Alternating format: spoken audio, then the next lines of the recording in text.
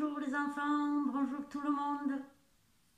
Qui se cache derrière ce masque et ces lunettes? Petit indice.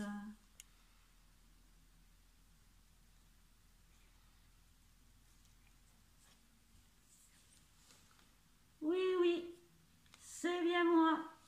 C'est Mémégis.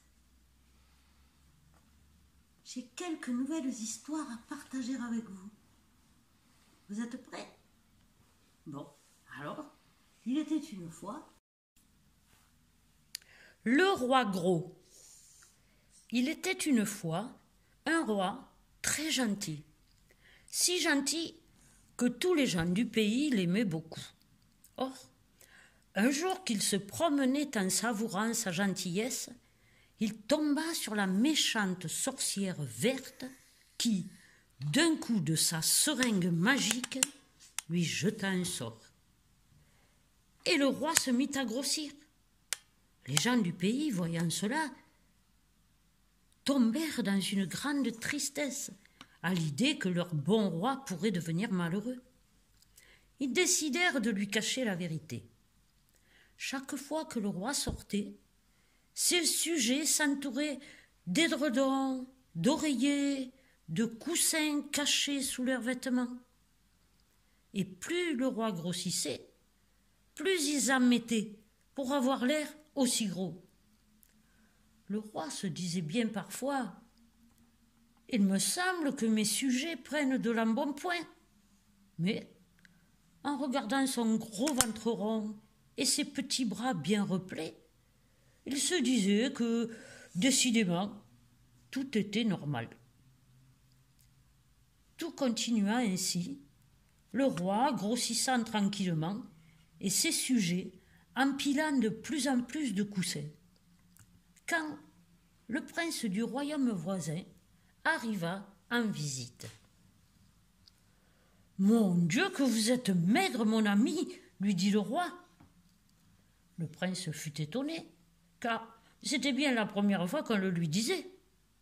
Mais, au bout de quelques jours, surpris de ne croiser que des gens très gros, il s'en vint trouver le conseiller du roi, qui suait à grosses gouttes au milieu de ses oreillers, car ce jour-là, il faisait très chaud.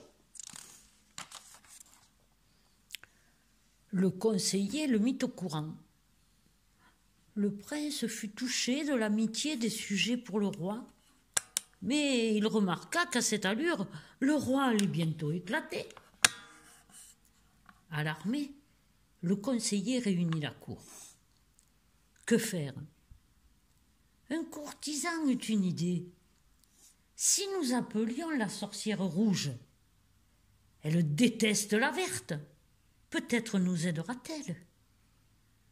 On envoya un message à la sorcière rouge qui accourut aussitôt. « J'accepte de lever le sort jeté au roi par cette horrible sorcière, dit-elle, mais à une condition, que tous s'habillent désormais en rouge à mon honneur. » Le marché fut conclu. On conduisit la sorcière dans la chambre du roi qui se reposait.